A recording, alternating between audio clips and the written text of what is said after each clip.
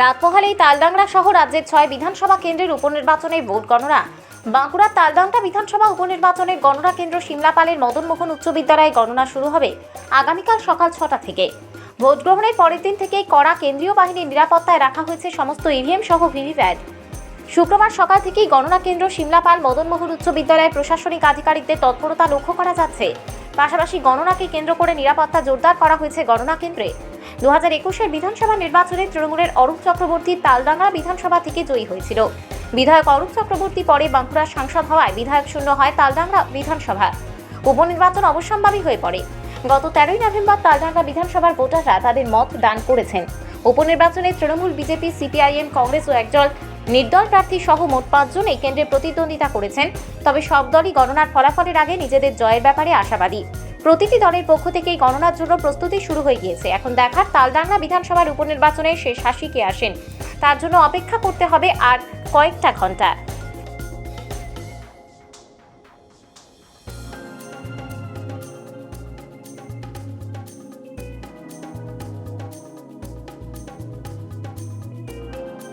প্রথম থেকেই আপনি জয়ের ব্যাপারে আত্মবিশ্বাসী ছিলেন এবং মার্জিন নিয়ে আপনার লড়াই, এমনইভাবে আপনি প্রচারে বারবার বলেছেন মিডিয়া সংবাদ মাধ্যমের সামনে। কী ভাবছেন বা কীভাবে দেখছেন বা কতটা ভাবার কিছুই নেই। ব্যাপার হচ্ছে যে আমরা মোটামুটি আমাদের প্রস্তুতি প্রায় শেষ করে ফেলেছি। সমস্ত কাউন্টিং যারা এজেন্ট থাকবেন তারা বিকেলের মধ্যে পৌঁছে যাবেন অফিসে। আমরা মোটামুটি তৈরি হয়ে গেছি। আর কাল সকালবেলায় 6:30টার মধ্যে সবাই কাউন্টিং হলে ঢুকে যাবে। আর বাকি জয়ের ব্যাপারে তো প্রথম দিন থেকে বলে আসছি যে জয় দিয়েই শুরু করেছে তৃণমূল কংগ্রেস এখানে, এবং মিলিয়ে নেবেন 30,000-এর বেশি ভোটে তৃণমূল কংগ্রেস এখানে জিতছে। বিজেপি, সিপিআইএম আরজি করে ঘটনার উপর বেশ করে তারা একটা আশা দেখছে, সেইটাকে কীভাবে দেখছেন? দেখুন, বাংলার মানুষের পালস বুঝতে ব্যর্থ হয়েছে বিজেপি, আর সিপিএমকে বাংলার মানুষ দেখে নিয়েছে। অতএব এদের আশা নিরাশা নিয়ে বেদম কিছু ভাবার নেই, কারণ বাংলার মানুষ ইতিমধ্যে সিপিএমকে রিজেক্ট করেছে। আর গত কয়েকটা নির্বাচনে সারা শক্তি প্রয়োগ করার পরেও বিজেপি বাংলায় ব্যর্থ হয়েছে। বাংলার মানুষ বিজেপিকে প্রত্যাখ্যান করেছে। বিজেপির জন্য বাংলার মাটি দুর্জয় ঘাঁটি হয়েই রয়ে যাবে। ঠিক আছে, আমরা অনেকাংশেই আশাবাদী।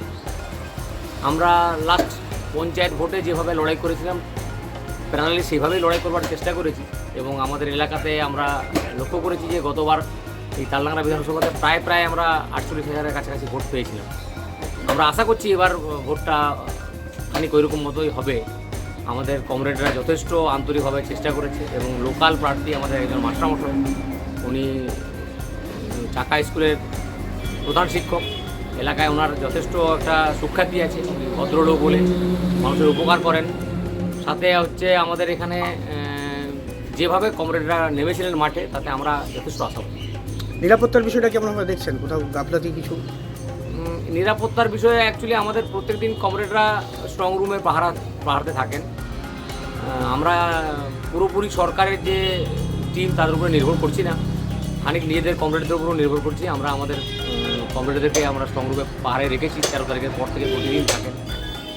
তবে এবার আমরা একটু খানিক অসুবিধার মধ্যে দেখছি যে তৃণমূল, বিজেপি এরা উভয় পক্ষই এমন একটা ভাবভঙ্গি দেখাচ্ছে যে কোনো সময় একটা সমস্যার সৃষ্টি হতে পারে।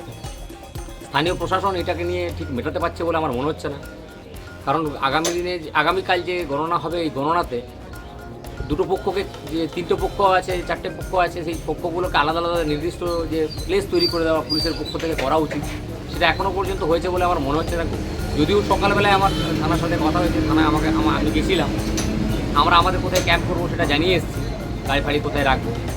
কিন্তু এবার সিমলাপালে যেমন খানিকটা হচ্ছে তৃণমূল, বিজেপিরা যে যেখানে পাচ্ছে ক্যাম্প করবো এরকম একটা ভাবনা থেকে চলছে, তাতে সমস্যা সৃষ্টি হতে পারে বলে আমার মনে হচ্ছে। আচ্ছা, আপনার নাম? আমার নাম কৌশিক পাইন, আমি সিমলাপাল সিপিআইএম এরিয়া কমিটির সদস্য। কয়েক ঘন্টা বাদেই উপনির্বাচনের ফলাফল শুরু হবে, গণনা শুরু হবে। সেখানে আজ বিভিন্নভাবে বিভিন্ন দলের প্রার্থীরা কী দাবি, আপনারা কী ভাবছেন, কতটা আশাবাদী জেতার ব্যাপারে? দেখুন, আমরা ভারতীয় জনতা পার্টি করি, আমরা সবসময় জয়ের ব্যাপারে আশাবাদী। আমরা এই বিধানসভা উপনির্বাচনে মানুষের কাছে গেছি, তৃণমূলের টেট কেলেঙ্কারি, এসএসসি কেলেঙ্কারি, যে নানা ধরনের কেলেঙ্কারি, কয়লা চুরি, বালি চুরি, ত্রিপল চুরি থেকে নানা ধরনের চুরি, এগুলো মানুষের সামনে তুলে ধরেছি। সাথে সাথে সবচেয়ে যে একটা জ্বলন্ত আমাদের এই আর্যিকর কাণ্ড, সেই আর্যিকর কাণ্ডের যে নৃশংসতা, সেটা আমরা মানুষের কাছে গেছি, বলেছি, মা বোনেদেরকে বুঝিয়েছি যে শুধু ওই 500 টাকা 1000 টাকায় ভুলে থাকলে চলবে না। এই যে আমাদের মা বোনেদের এখানে পশ্চিমবাংলায় কোনো নিরাপত্তা নেই, ইজ্জত নেই, এটাকে ফিরিয়ে আনা দরকার এবং সেটা একমাত্র বিজেপি পারে। এগুলো আমরা তালডাংরা বিধানসভার উপনির্বাচনের যত যে আমাদের ভোটার আছেন তাদের কাছে আমরা তুলে ধরেছি এবং আমরা ছাড়াও পেয়েছি। তা আমরা আশাবাদী যে আমরা এই উপনির্বাচনে আমরা ভারতীয় জনতা পার্টি জয়লাভ করব এবং সাথে সাথে এটাও আমরা আশাবাদী যে বিজেপি যদি আসে তাহলে এরকম মুর্শিদাবাদ যে বেলডাঙ্গার মতন ঘটনা যাতে আমাদের এখানে না ঘটে, সেটাও বিজেপি থাকলে ঘটবে না। এই জন্য আমরা ভারতীয় জনতা পার্টি জয়ের ব্যাপারে আশাবাদী।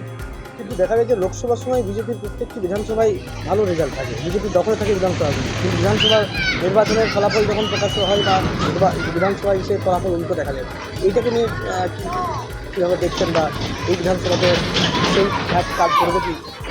দেখুন, পরিবর্তন মানে মানুষের মনের পরিবর্তন হওয়া দরকার। আগে ধরুন 34 বছর সিপিএম রাজত্ব করেছে, মানুষের মনের পরিবর্তন হয়েছে বলে তৃণমূল কংগ্রেস হয়েছে। ঠিক একইভাবে আমরা বিভিন্ন জায়গায় ঘুরে ঘুরে লক্ষ্য করেছি যে মানুষের মনে পরিবর্তন জেগেছে এবং এই পরিবর্তন এই তালডাংরা বিধানসভার উপনির্বাচনে আপনারা দেখতে পাবেন যে পরিবর্তন, যে ভারতীয় জনতা পার্টি জয়লাভ করছে। আপনার নাম? আলোক মহান্তি, তালডাংরা মণ্ডল 3 বিজেপির সভাপতি।